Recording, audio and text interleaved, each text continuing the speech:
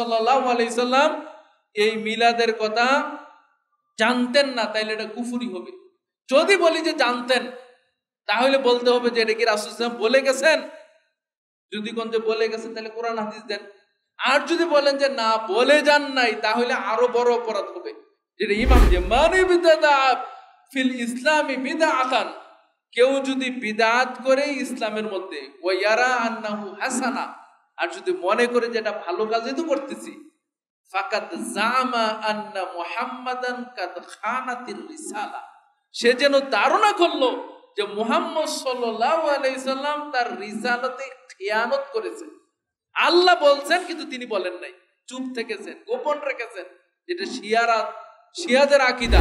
জাল নোট দেখতে তো ভালো, সবই আছে, লেখাও ঠিক আছে, কিন্তু এটা অনুমোদন বাংলাদেশ ব্যাংক থেকে নাই, ওই জন্য এটা জাল। এই জন্য এটা যত সুন্দর হোক ওইটা গ্রহণযোগ্য হবে না। তো অনুরূপ ভাবে কোন বিদআতি অনুষ্ঠান যত সুন্দরই হোক না কেন, এই ফরম্যাটে, এই আপনার আদলে, এই পদ্ধতিতে যদি রাসূল সাল্লাল্লাহু আলাইহি ওয়াসাল্লাম শিক্ষা না দিয়ে যান, তাহলে এটা পালন করা কোন মুসলিমের জন্য। আহলে হাদিস মার্কাজ কুমিল্লা সঠিক দিন প্রচারের এক অনন্য মাধ্যম। জন্মের 570 অথবা 71 খ্রিস্টাব্দ পরে, 570 বছর পরে রাসূলুল্লাহ সাল্লাল্লাহু আলাইহি ওয়াসাল্লাম জন্মগ্রহণ করেছেন। তাহলে এটা হাদিস থেকে মোটামুটি আমরা পেলাম।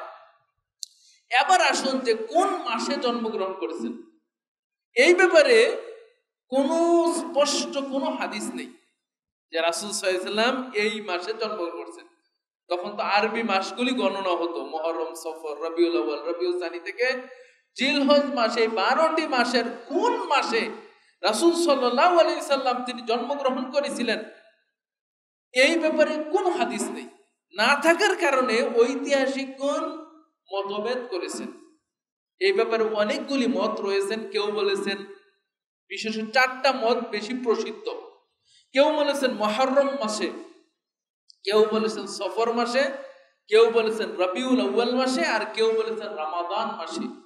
এবং রমাদান মাসে যারা বলছেন তাদের মত অনেক শক্তিশালী, কারণ রাসূল সাল্লাল্লাহু আলাইহি সাল্লাম 40 বছর বয়সে নবুয়ত পেয়েছিলেন, আর এটা ছিল রমজান মাস। তো যারা বলেন যে 40 বছর বয়সে রাসূল সাল্লাল্লাহু আলাইহি সাল্লাম নবুয়ত পেয়েছিলেন, তাহলে তিনি যদি রমজানে জন্মগ্রহণ করেন, তাহলে 40 বছর পরে আবার রমজানে তার বয়স 40 হয়েছে। আর না হলে তো তার বয়স হতো 39 বছর 6 মাস, অথবা 40 বছর 6 মাস হতো। এই জন্য অনেক ঐতিহাসিকগণ রমজানের পক্ষে বেশি মত দিয়েছেন। তবে অনেক ঐতিহাসিকগণ বা বেশি ঐতিহাসিকগণ রবিউল আউয়াল মাসের পক্ষে মত দিয়েছেন যে রাসূল সাল্লাল্লাহু আলাইহি সাল্লাম রবিউল আউয়াল মাস জন্মগ্রহণ করেছেন। 3 নম্বর যে বিষয়টা জন্মের ক্ষেত্রে বা তারিখ বর্ণনার ক্ষেত্রে আমরা বলি, সেটা হলো কত তারিখ। আমরা যদি ধরে নেই যে রাসূল সাল্লাল্লাহু আলাইহি ওয়াসাল্লাম রবিউল আউয়াল মাসে জন্মগ্রহণ করেছেন, কোনো হাদিসে নাই, কেউ জোর দিয়ে বলতে পারবে না, নিশ্চিত বলতে পারবে না যে রবিউল আউয়াল মাসে জন্মগ্রহণ করেছেন। বরং ঐতিহাসিকদের মত হতেও পারে, নাও হতে পারে। রবিউল আউয়াল মাসও যদি ধরে নেই, তাহলে কয় তারিখে জন্মগ্রহণ করেছেন, এই ব্যাপারে প্রায় 12টা মত রয়েছে। হানাফি বিদ্বান ডক্টর আব্দুল্লাহ জাহাঙ্গীর রহমতুল্লাহ আলাইহি, তিনি মারা গেছেন, তার কিতাব রয়ে গেছে আল ইহইয়াউস সুনান। এই কিতাব যদি আমরা পড়েন, তিনি এই বিষয়ের উপরে দীর্ঘ আলোচনা করেছেন। এই বইটার শেষের দিকে অনেক পৃষ্ঠা, প্রায় 100 পৃষ্ঠার মতো, যে রাসূল সাল্লাল্লাহু আলাইহি ওয়াসাল্লাম কোন মাসে, কোন দিনে, কোন আপনার বছর, কোন বারে জন্মগ্রহণ, এই বিস্তারিত আলোচনা করেছেন। এই ব্যাপারে প্রায় 12টার অধিক মত রয়েছে যে রবিউল আউয়াল মাসের কোন তারিখে জন্মগ্রহণ করেছেন। কেউ বলেছেন 2, কেউ বলেছেন 8, কেউ 9, 10, 12, 22, 17, এইরকম অনেক মত দিয়েছেন। যে কিন্তু আমাদের সমাজে কোনটা আছে, 12ই রবিউল আউয়াল। এটা কিন্তু আবার ঐতিহাসিক এবং জ্যোতির্বিদ্যার মতে এটা খুব দুর্বল। বরং ঐতিহাসিক এবং জ্যোতির্বিদ্যারগণ দেখছেন যে রাসূল সাল্লাল্লাহু আলাইহি ওয়াসাল্লাম যে সোমবারে জন্মগ্রহণ করেছেন, এটা ঠিক আছে। সোমবার মিলাইতে গেলে 9 রবিউল আউয়াল ঠিক হয়, যেটা রাহিকুল মাখতুমের মধ্যে সফিউর রহমান মুবারকপুরি এবং সিরাতুর রাসূলের মধ্যে ডক্টর আসাদুল্লাহ আল গালিব স্যার প্রাধান্য দিয়েছেন। তাহলে সম্মানিত উপস্থিতি, আমরা যেটা পেলাম যে সেটা হলো যে রাসূল সাল্লাল্লাহু আলাইহি সাল্লাম ফিলের বছরে জন্মগ্রহণ করছে, এইটাই হাদিস দ্বারা পাওয়া যায়। এবং কোন মাসে কোন তারিখে জন্মগ্রহণ করেছেন এই ব্যাপারে কোনো হাদিস নেই, জাল হাদিসও নেই। ফলে ঐতিহাসিকগণ মতভেদ করেছেন, কেউ বলেছেন এই মাস, কেউ বলেছেন ওই মাস। কিন্তু একটা জিনিস পাওয়া যায় যে রাসূল সাল্লাল্লাহু আলাইহি সাল্লাম কোন দিন জন্মগ্রহণ করেছেন, কোন বারে জন্মগ্রহণ করেছেন, যেটা আমরা মূলত গুরুত্ব দেই না। আপনি হয়তো বলতে পারবেন না যে আপনি কয় তারিখ, মানে কোন বারে, শনি না রবি না সোম মঙ্গল। আমরা গুরুত্ব দিই কি তারিখ, মাস এবং বছর। তো আমরা কোন দিন রাসূল সাল্লাল্লাহু আলাইহি ওয়াসাল্লাম জন্মগ্রহণ করেছেন, কোন বারে বর্ণনা করেছেন, এটা হাদিস থেকে স্পষ্ট প্রমাণিত। সহিহ মুসলিমের হাদিস 1162 নম্বর হাদিস, আবু কাতাদা রাদিয়াল্লাহু তাআলা আনহু তিনি বলেন যে সুইলা রাসূল সাল্লাল্লাহু আলাইহি সাল্লাম আন সিয়ামি ইয়াউমি ইসনাইন, সোমবারে সিয়াম রাখা সম্পর্কে রাসূলকে জিজ্ঞেস করা হলো। তখন তিনি বললেন ফিহি উলিদতু ওয়া ফিহি উনজিলা আলাই, এই সোমবারে আমি জন্মগ্রহণ করেছি এবং সোমবারে আমার উপরে প্রথম ওহী নাযিল হয়েছে। সুবহানাল্লাহ। তাহলে এটা হাদিস দ্বারা প্রমাণিত, এটা সহিহ মুসলিমের হাদিস। এই হাদিস কেউ অস্বীকার করে না, মানে যত দল বলেন, মত বলেন, কেউ আর অস্বীকার করে না। আরেকটা হাদিস আছে মুসনাদ আহমদের মধ্যে 2506 নম্বর হাদিস, আব্দুল্লাহ ইবনে আব্বাস রাদিয়াল্লাহু তাআলা আনহু বলেন যে উলিদান নবী সাল্লাল্লাহু আলাইহি সাল্লাম ইয়াউমুল ইসনাইন, নবী সাল্লাল্লাহু আলাইহি সাল্লাম সোমবারে জন্মগ্রহণ করেছেন। ওয়া উসতুন বিয়া ইয়াউমুল ইসনাইন, তিনি নবী করা হয়েছে তাকে সোমবারে। ওয়া তুফিয়া ইয়াউমুল ইসনাইন, তিনি ইন্তেকাল করেছেন সোমবারে। ওয়া খারাজা মুহাজিরান মিনাল মক্কাতি ইলাল মদিনা ইয়াউমুল ইসনাইন, তিনি সোমবারেই মক্কা থেকে মদিনাতে হিজরতের জন্য বের হয়েছিলেন। ওয়া কাদিমাল মদিনা ইয়াউমুল ইসনাইন, এবং মদিনাতে তিনি সোমবারে গিয়ে পৌঁছেছিলেন। ওয়া রুফিয়াল হাজারুল আসওয়াদ ইয়াউমুল ইসনাইন, এবং তিনি যে হাজারে আসওয়াদটা কাবাগর নির্মাণের পরে যে নির্দিষ্ট স্থানে রেখেছিলেন, এটা ছিল সোমবার। তাহলে রাসূল সাল্লাল্লাহু আলাইহি সাল্লামের জীবনের অনেকগুলি ঘটনা ঘটেছিল সোমবারে। তো সম্মানিত উপস্থিতি, তাহলে আমরা একটা বিষয় রাসূল সাল্লাল্লাহু আলাইহি সাল্লামের জীবনীতে পাই জন্ম সম্পর্কে, সেটা হলো রাসূল সাল্লাল্লাহু আলাইহি সাল্লাম সোমবারে জন্মগ্রহণ করেছেন। কিন্তু আমাদের এই সোমবারের বিষয়টা আমরা গুরুত্ব না দিয়ে, যেটা আপনাদের মানে আমাদের জন্য জানা যায়নি, অনিশ্চিত মতভেদপূর্ণ বিষয়, সেটার দিকে আমরা বিভিন্নভাবে ঝুঁকে পড়েছি। আসল বিষয়টা হলো যে কেন রাসূল সাল্লাল্লাহু আলাইহি সাল্লামের জন্ম তারিখটা জানানো হলো না। এটা আমাদের মনে প্রশ্ন থাকে না, যে এত অনুষ্ঠান, এত জশ্নে জুলুস, এত আয়োজন, এত মহব্বত, এত আপনার এশকে রাসূল আমাদের মধ্যে, আর রাসূল সাল্লাল্লাহু আলাইহি সাল্লামের জন্ম দিনটাই রাসূল সাল্লাল্লাহু আলাইহি সাল্লাম জানালেন না। কারণ কি? তার কারণ হলো যে ইসলামের মধ্যে এই জন্ম তারিখ পালন করা, একটা দিবস কেন্দ্রিক আয়োজন করা, ধর্মটাকে দিবসের মধ্যে সীমাবদ্ধ করা, অনুষ্ঠানের মধ্যে সীমাবদ্ধ করা, এটাই ইসলাম জায়েজ মনে করে না, প্রয়োজন মনে করে না। রাসূল সাল্লাল্লাহু আলাইহি সাল্লামের জীবনে অন্যতম একটা দিন ছিল মেরাজের দিন। মেরাজের সময় রাসূল সাল্লাল্লাহু আলাইহি সাল্লাম সেই 7 আকাশ পাড়ি দিয়ে আল্লাহর সাথে দেখা করার জন্য, কথা বলার জন্য আল্লাহর আদেশে তিনি গিয়েছিলেন। কিন্তু কোন মাসে গিয়েছিলেন, কোন তারিখে গেছিলেন, এইটাও জানা যায় না। তার কারণ কি? তার কারণ হলো যে রাসূল সাল্লাল্লাহু আলাইহি সাল্লামের জন্মদিবস রাসূল সাল্লাল্লাহু আলাইহি সাল্লাম জীবনে পালন করেন। এটা তো প্রমাণ করে, যদি পালন করতেন, দেখেন ইসলামের এত ছোট ছোট বিধান আল্লাহ রাব্বুল আলামিন তার রাসূলের মাধ্যমে জানিয়ে দিয়েছেন। আপনি টয়লেটে যাবেন, গোপনীয় বিষয়, কিভাবে বসবেন, কিভাবে শৌচকার্য করবেন, যদি পানি না থাকে কিভাবে আপনি পবিত্র হবেন, ডিলা নিলে কয়টা নিবেন, কোন জিনিস দিয়ে ডিলা নিবেন, কোন জিনিস দিয়ে নিবেন না, এইগুলি কিন্তু হাদিসে আসছে। তাহলে দেখেন, এবং মক্কার কাফের এবং মদিনার যে ইহুদি খ্রিস্টানরা ছিল, ইহুদিরা ছিল, তারাও মুসলমানদেরকে ঠাট্টা বিদ্রুপ করতো যে তোমাদের নবী এমন নবী যে টয়লেটের কথাও বলে দেয়, টয়লেটে কিভাবে বসবে এইটাও বলে দেয় তোমাদের নবী। আবু আইব আনসারী বলছেন যে হ্যাঁ, আমাদের নবী মানে এমন কোন বিষয় নাই যে বিষয় তিনি বলা বাদ রাখেন নাই, সমস্ত বিষয় তিনি আমাদেরকে বলেছেন, এমনকি আমরা টয়লেটে যে কিভাবে বলবো এটাও তিনি বলে দিয়েছেন।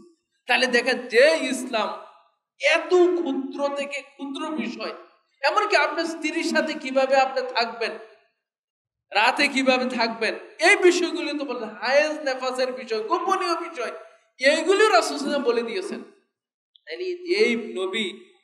যেই নবীকে আল্লাহ রাব্বুল আলামিন এত ক্ষুদ্র বিষয়গুলি বলার জন্য বলে দিয়েছেন, তাহলে এত বড় একটা বিষয়, জন্মের বিষয়, আনন্দের বিষয়, অনুষ্ঠানের বিষয়, এগুলি কি বলতেন না? সাধারণ সেন্স বলে যে রাসূল সাল্লাল্লাহু আলাইহি ওয়াসাল্লাম এগুলি পালন, হাদিসে তো নাই যে রাসূল সাল্লাল্লাহু আলাইহি ওয়াসাল্লাম পালন করেছেন। আমরা যেভাবে পালন করি এভাবে তো পালন করেনি, হাদিস তো নেই। আরো কয়েকটা দলিল দেখেন, যে আবু যর গিফারী রাদিয়াল্লাহু তাআলা আনহু তিনি বলতেছেন, মা বাকিয়া শাইউন, এমন কোন বিষয় বাকি নেই, ইউকাররিবু মিনাল জান্নাহ, যেই কাজটা করলে জান্নাতের নিকটবর্তী হওয়া যাবে, ওয়া ইউবাইদু মিনান নার, এবং জাহান্নাম থেকে দূরে থাকা যাবে, ইল্লা কাদ বায়্যানা লাকুম, সব কিছু রাসূল সাল্লাল্লাহু আলাইহি ওয়াসাল্লাম বর্ণনা করে দিয়েছেন। তাহলে মিলাদুন নবীর মাধ্যমে যদি জান্নাতের নিকটবর্তী যাওয়া যায়, জাহান্নাম থেকে দূরে থাকা যায়, এটা পালন করলে, তাহলে রাসূল সাল্লাল্লাহু আলাইহি ওয়াসাল্লাম অবশ্যই বর্ণনা করতেন।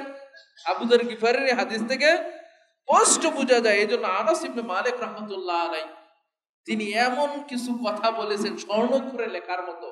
তার একটা কথা হলো এরকম, তিনি বলেছেন,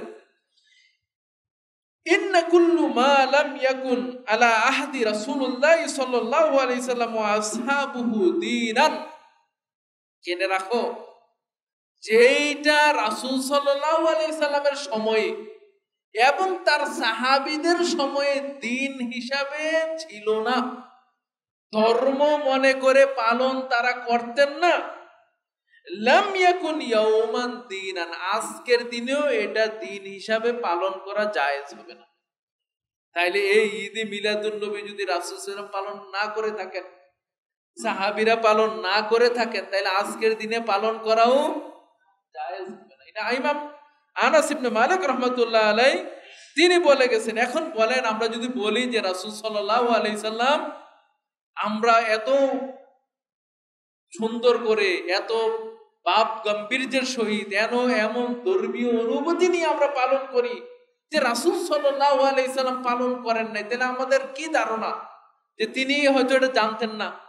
মানে আমাদের কাছে আল্লাহ রাব্বুল আলামিন এমন বিষয় জানিয়ে দিয়েছেন যে রাসূল সাল্লাল্লাহু আলাইহি ওয়াসাল্লামকে জানান নাই। ওহী আসতো কার কাছে? রাসূল সাল্লাল্লাহু আলাইহি ওয়াসাল্লামের কাছে।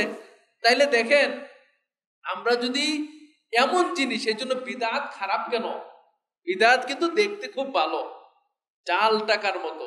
নকল টাকা আর আসল টাকা একই রকম দেখতে, সেম। সাধারণ মানুষ বুঝতে পারে না যে কোনটা নকল আর কোনটা আসল, বরং নকলটা আরো চকচকে থাকে, একেবারে নতুন থাকে, দেখতে খুব সুন্দর, ধরতে খুব আরাম, কিন্তু এটা জাল টাকা।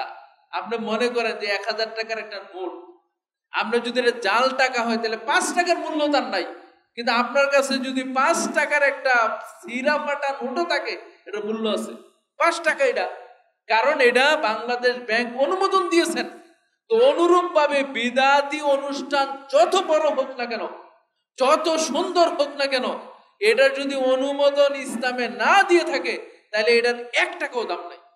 বরং একজনের কাছে যদি জাল টাকা পাওয়া যায়, কি করবে? তাকে সরকার ধরে নিয়ে যাবে, পুলিশ ধরে নিয়ে যাবে, এবং সে সরকারের বিরোধিতা করেছে, সরকারের অর্থনীতিকে ধ্বংস করার জন্য সে চক্রান্ত করেছে, এই জন্য তাকে জেলে নিয়ে যাবে। কিয়ামতের দিন বিদআতের অবস্থা তাই হবে। রাসূল সাল্লাল্লাহু আলাইহি সাল্লাম যখন হাউজে কাউসারের পানি পান করাতে থাকবেন, তখন সমস্ত মানুষদের মধ্য থেকে উম্মতে মুহাম্মদীকে তিনি চিনে নেবেন, এবং তিনি তখন তাদেরকে ডেকে নিয়ে যাবেন, আর তিনি পানি পান করাতে থাকবেন। হঠাৎ করে দেখা যাবে যে পর্দা পড়ে যাবে, তখন রাসূল সাল্লাল্লাহু আলাইহি সাল্লাম বলবেন, হাউলাই মিন উম্মতি, এই তো আমার উম্মত, হুম ইয়ারিফুনানি ওয়া আনা আরিফুহুম। রাসূল সাল্লাল্লাহু আলাইহি বলছেন, আমি তাদেরকে চিনবো, তারা আমাকে চিনবে। আমি পানি নিয়ে প্রস্তুত থাকবো। তখন ফেরেশতাগণ বলবেন যে ইন্নাকা লা তাদরি মা আহদাসা বাদাক, হে রাসূল, আপনি জানেন না যে আপনার মৃত্যুর পরে তারা কি নতুন নতুন দিন আবিষ্কার করেছে। কিভাবে যে তারা মিলাদের প্রচলন করছে, কিভাবে কিয়ামের প্রচলন করছে, কিভাবে জশ্নে জুলুসের ব্যবস্থা করছে, কিভাবে মিছিলের ব্যবস্থা করছে, কিভাবে যে মিলাদ পালনের ব্যবস্থা করছে, আপনি জানতেন না। রাসূল সাল্লাল্লাহু আলাইহি ওয়াসাল্লাম তখন কি বলবেন যে আমার উম্মতেরা, আমার সেই উম্মতেরা, তাদের কোনো সমস্যা নাই, তাই না? আমরা তো রাসূল সাল্লাল্লাহু আলাইহি ওয়াসাল্লামকে কি মনে করি? খুব দয়ার নবী, মায়ার নবী। তিনি নাকি কাঁদতে কাঁদতে উম্মতি উম্মতি বলেই কাঁদতে কাঁদতে তার জীবন শেষ, রওজাতে কবরে শুয়ে। তখন কি বলবেন কিয়ামতের দিন? রাসূল সাল্লাল্লাহু আলাইহি সাল্লাম তখন আর দয়া থাকবে না। কোন লোক যদি বিদআত করে যায় আর শিরিক করে যায়, তাহলে আল্লাহ এবং তার রাসূলের দয়া পাবে না। রাসূল সাল্লাল্লাহু তখন বলবেন সুহকান সুহকান লিমান বাদদালা দীনি, অন্য রিওয়ায়াতে আছে লিমান গায়্যারা বাদি, তোমরা দূর হয়ে যাও, তোমরা আমার উম্মত নও, কারণ তোমরা আমার দ্বীনকে পরিবর্তন করেছো। তো সম্মানিত উপস্থিতি, মিলাদুন নবী যদি কোরআন এবং হাদিস দ্বারা প্রমাণিত না হয়, তাহলে এটা নিঃসন্দেহে একটা বিদআত। আর বিদআত করে কেউ রাসূল সাল্লাল্লাহু আলাইহি ওয়াসাল্লামের সুপারিশ পাবে, তার শাফাআত পাবে, হাউজে কাউসারের পানি পান করবে, এটা অলিক কল্পনা ছাড়ার কিছু না। কারণ এটা প্রমাণিত সত্য যে রাসূল সাল্লাল্লাহু আলাইহি সাল্লাম বিদআতকে পছন্দ করেন না। এই জন্য সহিহ বুখারী এবং মুসলিমের বর্ণনা, আয়েশা রাদিয়াল্লাহু তাআলা আনহা বলছেন, মান আমিলা আমালান লাইসা আলাইহি আমরুনা ফাহুয়া রাদ্দুন, যে ব্যক্তি এমন আমল করলো যে আমলের ব্যাপারে আমার কোনো অনুমোদন নাই, আমার কোনো নির্দেশনা নাই, ফাহুয়া রাদ্দুন আয় মারদুদুন, প্রত্যাখ্যাত, সেই আমল প্রত্যাখ্যান করা হবে। সরকার নির্ধারণ করে দিছে, ধরেন একটা বিল্ডিং এর জন্য কন্ট্রাক্ট দেয় সরকার।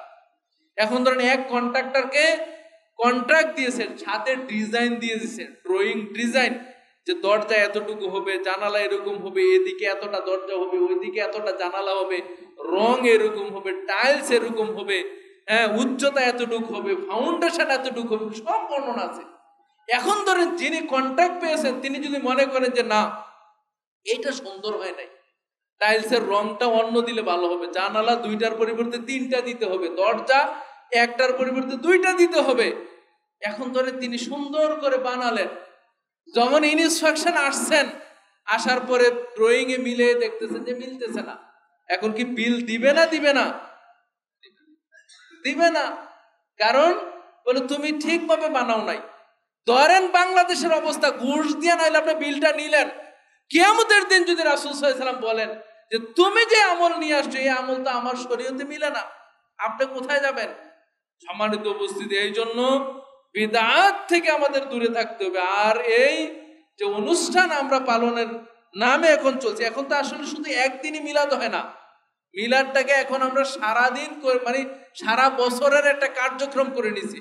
দোকান উদ্বোধন করবেন, মিলাদ দাও, আপনার ছেলে মারা গেছে, মিলাদ দাও, জন্ম হয়েছে, মিলাদ দাও, পরীক্ষা দিবে, মিলাদ দাও, পরীক্ষায় ফেল করেছে যাতে পাস করতে পারে তার জন্য মিলাদ দাও। এই জন্য দেখবেন প্রতিটা মসজিদে জুমার পরে ইমাম সাহেব কি ঘোষণা দেয় যে আপনারা সবাই বসবেন, সালাতের পরে মিলাদ আছে। এখন যেই হুজুর বলে মিলাদের অর্থ বোঝে না, মিলাদ কি এইটাও জানে না। মিলাদ অর্থ তো আগে আমরা বলেছি কি, জন্ম সময়। এখন বলেন এই মিলাদটা মানে কি হয়ে গেছে? এটা মিলাদ কি মানে?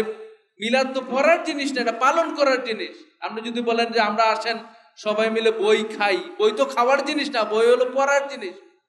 হ্যাঁ, তো সম্মানিত বলছে আমরা শব্দ চয়নও আমরা বলে গেছি, কারণ এগুলি যে মিথ্যা এবং এগুলি যে কোনো অস্তিত্ব ইসলামে নেই, তার আপনার কথা বলেই বা এটা যে পরিভাষা আমাদের সমাজে ব্যবহৃত হচ্ছে, এইটা দেখেও বোঝা যাচ্ছে। তো সম্মানিত উপস্থিতি, আমরা যদি মনে করি যে রাসূল সাল্লাল্লাহু আলাইহি সাল্লাম এই মিলাদের কথা জানতেন না, তাইলে এটা কুফরি হবে। যদি বলি যে জানতেন, তাহলে বলতে হবে যে এটা কি রাসূল সাল্লাল্লাহু আলাইহি সাল্লাম বলে গেছেন। যদি কোন যে বলে গেছেন তাহলে কোরআন হাদিস দেন। আর যদি বলেন যে না বলে যান নাই, তাহলে আরো বড় অপরাধ হবে। যেটা ইমাম মালিক রাহমাতুল্লাহ আলাইহি তিনি বলছেন যে মান ইবতাদা ফিল ইসলামি বিদআতান, কেউ যদি বিদআত করে ইসলামের মধ্যে, ওয়া ইয়ারা আন্নাহু হাসানা, আর যদি মনে করে যে এটা ভালো কাজই তো করতেছি, ফাকাদ জামা আন্না মুহাম্মাদান কাদ খানাতির রিসালা, সে যেন ধারণা করলো যে মুহাম্মদ সাল্লাল্লাহু আলাইহি সাল্লাম তার রিসালাতে খিয়ানত করেছেন। আল্লাহ বলছেন কিন্তু তিনি বলেন নাই, চুপ থেকেছেন, গোপন রেখেছেন। যেটা শিয়াদের আকীদা যে আল্লাহ রাব্বুল আলামিন আলী রাদিয়াল্লাহু তাআলা আনহুকে খলিফা বানানোর জন্য আল্লাহ রাসূল সাল্লাল্লাহু আলাইহি ওয়াসাল্লামকে ওহী করলেন, রাসূল সাল্লাল্লাহু আলাইহি ওয়াসাল্লাম গোপন রাখলেন। আউযুবিল্লাহি মিন যালিক। তাহলে আপনার আকীদা যদি এরকম হয় যে রাসূল সাল্লাল্লাহু আলাইহি ওয়াসাল্লামকে আল্লাহ বলছেন কিন্তু তিনি বলেন নাই, এজন্য ইমাম মালিক বলছেন যে কেউ যদি বিদআত করে সে প্রকারান্তরে ধারণাই করে নিল যে এইরকম একটা সুন্দর অনুষ্ঠান। অনেকে বলে যে মিলাদ অনুষ্ঠানে আমরা কি করি, আমরা আল্লাহর প্রশংসা করি, কোরআন থেকে পাঠ করি, কিছু দোয়া দরুদ করি, আল্লাহর কাছে প্রার্থনা করি। খারাপটা কি? খারাপ তো কিছু নাই। হ্যাঁ, দেখতে তো ভালো, ওই যে 1000 টাকার জাল নোট দেখতে তো ভালো, সবই আছে, লেখাও ঠিক আছে, কিন্তু এটা অনুমোদন বাংলাদেশ ব্যাংক থেকে নাই, ওই জন্য এটা জাল। এই জন্য এটা যত সুন্দর হোক ওইটা গ্রহণযোগ্য হবে না। তো অনুরূপ ভাবে কোন বিদআতি অনুষ্ঠান যত সুন্দরই হোক না কেন, এই ফরম্যাটে, এই আপনার আদলে, এই পদ্ধতিতে যদি রাসূল সাল্লাল্লাহু শিক্ষা না দিয়ে যান তাহলে এটা পালন করা কোনো মুসলিমের জন্য জায়েজ নয়। রাসূল সাল্লাল্লাহু আলাইহি ওয়াসাল্লামের এমন কোনো ঘটনা নাই যে আজকে 12ই রবিউল আউয়াল সাহাবাগণ তোমরা বসো, আজকে আমার জন্ম হয়েছিল, আমার জন্মের কারণে পৃথিবী আলোকিত হয়েছিল, আল্লাহ আমার মাধ্যমে এই পৃথিবীকে আলোকিত করেছেন, কোরআন আমি পেয়েছি, অন্ধকার দূর হয়েছে, তোমরা একটু দুরূদ পড়ো। এরকম ঘটনা যদি রাসূল করে না থাকেন তাহলে আপনার জন্য করা জায়েজ নয়, যেটা ইমাম মালিক রাহমাতুল্লাহ আলাইহি বলে গেছেন। সম্মানিত উপস্থিতি, আমরা আরেকটা বিষয় এখানে বলা উচিত যে রাসূল সাল্লাল্লাহু আলাইহি ওয়াসাল্লাম তো করেন নাই, সাহাবাদের মধ্যেও কিন্তু করার সুযোগ ছিল। ওমর ফারুক রাদিয়াল্লাহু তাআলা আনহু যখন খলিফা, তখন একজন ইহুদি এসে মুহাম্মদ সাল্লাল্লাহু ওমর ফারুক রাদিয়াল্লাহু তাআলা আনহুকে বলেছিলেন যে আপনাদের কিতাবের মধ্যে একটা আয়াত আছে, এই আয়াতটা যদি আমাদের উপরে নাজিল হতো, মানে মুসা আলাইহিস সালামের উপরে নাজিল হতো, আর আমরা তাওরাতের মধ্যে পাইতাম, তাহলে আমরা এই দিনকে ঈদের দিন হিসাবে ঘোষণা করতাম। সহিহ বুখারী হাদিস নম্বর 45। তখন ওমর রাদিয়াল্লাহু তাআলা আনহু বলেন যে কোন আয়াতের কথা তোমরা বলতেছো, যে আয়াত পাইলে আমরা ঈদের দিন ঘোষণা করতাম? তখন তিনি বলেন যে সূরা মায়েদা আয়াত নম্বর 3, আল ইয়াউমা আকমালতু লাকুম দীনাকুম ওয়া আতমামতু আলাইকুম নি'মাতি ওয়া রাদিতু লাকুমুল ইসলাম দীনা। এই আয়াত দিয়ে ইসলামের পূর্ণতা আল্লাহ দিয়েছেন, যেটা আর কোনো ধর্মকে দেন নাই। এই আয়াত দিয়ে ইসলামকে আল্লাহ রাব্বুল আলামিন যে তার পছন্দনীয় ধর্ম এই ঘোষণা দিয়েছেন। তো ওমর রাদিয়াল্লাহু তাআলা বলেন এই আয়াত কোথায়, কখন নাযিল হয়েছে আমার জানা আছে। সেটা কি? রাসূল সাল্লাল্লাহু আলাইহি সাল্লাম যখন বিদায় হজের মাঠে, তিনি যখন 9 জিলহজে আরাফাতের ময়দানে খুতবা দিতেছিলেন, তারপরে এই আয়াত নাযিল হয়েছে। তো দেখেন, একটা ঈদের তো মানে ঈদের দিন ঘোষণা দেওয়ার একটা সুযোগ ছিল, এবং ইহুদি এসে পরামর্শও দিছে যে আপনাদের কিতাবে যে আয়াতটা আছে আমাদের কিতাবে আসলে আমরা ঈদের দিন ঘোষণা দিতাম। তো ওমর রাদিয়াল্লাহু তাআলা কে দিয়েছিলেন ওই দিন? না দিলে মানতো জনগণ, না মুসলিম উম্মাহর জন্য কিছুই করেন নাই। কারণ রাসূল সাল্লাল্লাহু আলাইহি ওয়াসাল্লাম ইসলামকে পরিপূর্ণ করেছেন। তারপরে আমরা দেখি যে সাহাবাগণ তাদের খিলাফত আমলে তারাবির সালাতকে তারা জামাতের সহিত প্রচলন করেছেন। রাসূল সাল্লাল্লাহু আলাইহি ওয়াসাল্লাম 3 দিন জামাতে করেছেন, কিন্তু পুরো মাস জামাত করেন নাই। ওমর রাদিয়াল্লাহু তাআলা এটা করেছিলেন। কোরআন রাসূল সাল্লাল্লাহু আলাইহি ওয়াসাল্লামের যুগে আপনার এই লিপিবদ্ধ ছিল না, আজকে যেভাবে আমরা কিতাবের মতো পাই। আবু বকর রাদিয়াল্লাহু তাআলা আনহু, ওসমান রাদিয়াল্লাহু তাআলা আনহু, তাদের 2 আমলে কোরআন আমরা লিপিবদ্ধ পেয়েছি। তো ধরে নিলাম যে রাসূল সাল্লাল্লাহু আলাইহি ওয়াসাল্লাম তার জন্মদিবস পালন করেননি, তো সাহাবীরাও তো করতে পারতেন। যে সাহাবীগণ রাসূল সাল্লাল্লাহু আলাইহি ওয়াসাল্লামের 2 জন তার শ্বশুর ছিলেন, 2 জন তার জামাতা ছিলেন, 30 বছর তারা খিলাফত পালন করেছেন। 30 বছর তারা খিলাফতে ছিলেন, কিন্তু কোনো অনুষ্ঠান তারা করেননি। সুতরাং সম্মানিত উপস্থিতি, এই অনুষ্ঠান শুরু হলো কখন? এই অনুষ্ঠান শুরু হয়েছে, যেটা ঐতিহাসিকদের মধ্যে জানা যায়, যে 625 খ্রিস্টাব্দে। রাসূল সাল্লাল্লাহু আলাইহি ওয়াসাল্লাম যদি 625 হিজরিতে, রাসূল সাল্লাল্লাহু আলাইহি ওয়াসাল্লাম যদি 11 হিজরিতে তিনি মারা গেছেন, তাহলে তার মৃত্যুর প্রায় 615 বছর বা 14 বছর পরে সেই আপনার ইরাকের ইরবিল প্রদেশে মুজাফফরউদ্দিন কুকুবুরি তিনি তখন এই মিলাদের প্রচলন করেন। কেন? কারণ তিনি দেখলেন যে খ্রিস্টানরা তারা ঈসা আলাইহিস সালামের জন্মদিবস পালন করে 25শে ডিসেম্বর, বড়দিন। তখন তিনি মনে করেন যে ঈসা আলাইহিস সালামের চেয়ে আমাদের নবী কত বড় নবী, ঈসা আলাইহিস সালাম শেষ জমানায় আসবেন, আমাদের নবীর উম্মত হবেন, তারা যদি জন্মদিবস তাদের নবীর পালন করতে পারে তাহলে আমরা পারবো না কেন? তখন তিনি ছোট্টখাট্ট একটা অনুষ্ঠানের মাধ্যমে রাসূল সাল্লাল্লাহু আলাইহি ওয়াসাল্লামের জন্মদিবস শুরু করেন। আর তখন আবুল খাত্তাব উমর বিন দাহিয়া নামে একজন আলেম, নামদারি আলেম, তিনি রাসূল সাল্লাল্লাহু আলাইহি সাল্লামের জন্মের উপরে রাসূল সাল্লামের মর্যাদার বিষয়ে কিছু দুর্বল, বানোয়াট, মিথ্যা অলিক বর্ণনা লিখে একটা কিতাব রচনা করেন এবং তাকে উপহার দেন। মানে মিলাদুন নবী পালনের এই যে ফজিলত আপনারা শুনেন, এইরকম কিছু বর্ণনা, কিছু ফজিলত, তাকে একটা কিতাব লিখে এই মুজাফফরউদ্দিন কুকুবুরীকে উপহার দেন এবং তিনি হাদিয়া হিসাবে তাকে কিছু দিনার দিরহাম দিয়ে বিদায় করেন। এরপর থেকে এই মিলাদুন নবী প্রচলন শুরু হয়, যেটা আজকে আমাদের সমাজে একেবারে একটা মানে ধর্মীয় মনে হয় যে এইটি মূল অনুষ্ঠান, এইটা হিসাবে আজকে পরিচিত হয়ে গেছে। সম্মানিত উপস্থিতি, রাসূল সাল্লাল্লাহু আলাইহি সাল্লামের এই মিলাদুন অনুষ্ঠান পালন করতে যে ধর্মের কি অবস্থা হয়েছে তার একটু অবস্থা দেখেন। রাসূল সাল্লাল্লাহু আলাইহি সাল্লামের জন্মদিন পালন করতে যে কত যে কিসসা বানানো হয়েছে, তার কিছু কিসসা হলো এরকম যে যখন রাসূল সাল্লাল্লাহু আলাইহি সাল্লামের তার মায়ের গর্ভে আসেন, তখন তার মা একেবারে কিছুই বুঝতে পারেন না। মানে অন্যান্য মহিলাদের যে কষ্ট হয় এরকম কষ্ট নাকি রাসূল সাল্লাল্লাহু আলাইহি মায়ের ছিল না। আরেকটা মিথ্যা কথা বলা হয় যে তিনি যখন প্রসব হয়, জন্ম হয়, তখন আসিয়া এবং মারিয়াম, ফিরাউনের স্ত্রী আসিয়া এবং ঈসা আলাইহিস সালামের মা মারিয়াম আলাইহিস সালাম, তারা নাকি উপস্থিত থেকে যে প্রসবের যে কাজ, রাত্রির যে কাজ, এটা করেছিলেন। তারপর রাসূল সাল্লাল্লাহু আলাইহি সাল্লাম নাকি একেবারে খতনা অবস্থায় তিনি জন্মগ্রহণ করেন এবং তার লজ্জাস্থান কেউ দেখেন নাই। তারপরে আরেকটা জাল বর্ণনা করা হয় যে আবুল আহাব যখন মারা গেল, তখন আব্বাস একদিন স্বপ্নে দেখেন, চাচা আব্বাস নাকি একদিন স্বপ্নে দেখেন আবু লাহাবকে। তো বলেন যে ভাই তোমার কি অবস্থা? বলে যে ভাই আমি তো জাহান্নামে আছি, তবে সোমবার দিনে আমি একটু শান্তিতে থাকতে পারি। কেন? বললো যে ওই সোমবারে সেই দিন যেই দিন মুহাম্মদ সাল্লাল্লাহু আলাইহি ওয়াসাল্লাম জন্মগ্রহণ করেছিল এবং আমি আমার দাসী ছিল, ওই দাসীকে আমি তাকে আপনার করে দিয়েছিলাম, সোয়াইবা নামে দাসী ছিল, তাকে আমি মুক্ত করে দিয়েছিলাম। এখন যারা মিলাদ পড়ে তারা তো একটা দলিল পেয়ে গেছে যে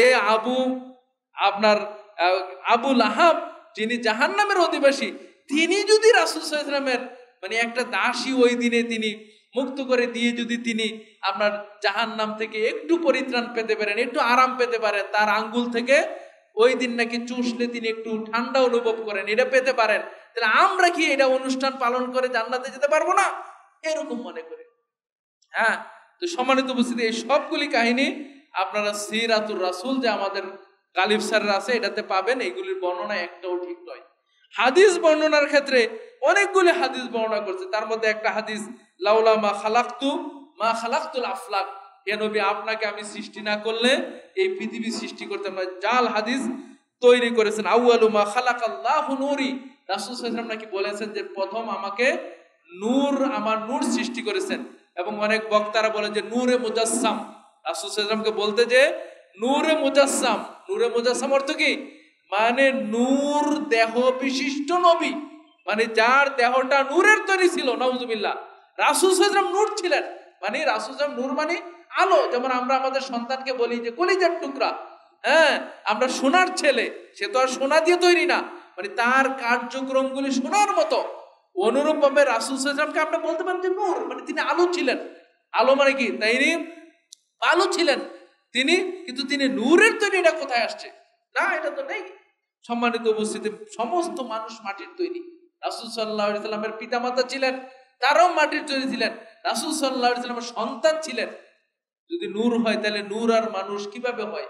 ফেরেশতারা নূরের তৈরি, তাদের খাওয়া দাওয়া লাগে না, তাদের স্ত্রী পুত্র লাগে না, ঘুমানো লাগে না। তো রাসূল সাল্লাল্লাহু আলাইহি ওয়াসাল্লামের তো সবকিছুই লাগতো, যুক্তিতেও আসে না যে তিনি নূরের তৈরি, তার আবার সন্তানাদি হয় কি করে? সম্মানিত উপস্থিতি, এরকম অনেক বর্ণনা আপনারা পাবেন যেগুলি আসলে কোনোটা সহি নয়। এবং এই মিলাদকে আপনার প্রতিষ্ঠিত করার জন্য কোরআনের ব্যাখ্যাকে অপব্যাখ্যা করা হয়েছে। আপনারা দেখবেন অনেক যারা মিলাদের বইগুলিতে যে আল্লাহ রাব্বুল আলামিন নাকি মিলাদ পালন করার জন্য নির্দেশ দিয়েছেন। তো কোরআনের দলিল কই? কোরআনের দলিল হলো সূরা দোহার মধ্যে আসছে, ওয়া আম্মা বিনিআমাতি রাব্বিকা ফাহাদ্দিস, আপনার প্রতি যে নিয়ামত দেওয়া হয়েছে এটা আপনি বর্ণনা করুন। এখন তারা বলেন যে যেহেতু আল্লাহ বলছেন যে আল্লাহর নিয়ামতকে বর্ণনা করার জন্য, এই উম্মতে মুহাম্মদিয়ার জন্য সবচেয়ে বড় নিয়ামত হলো রাসূল সাল্লাল্লাহু আলাইহি ওয়াসাল্লাম।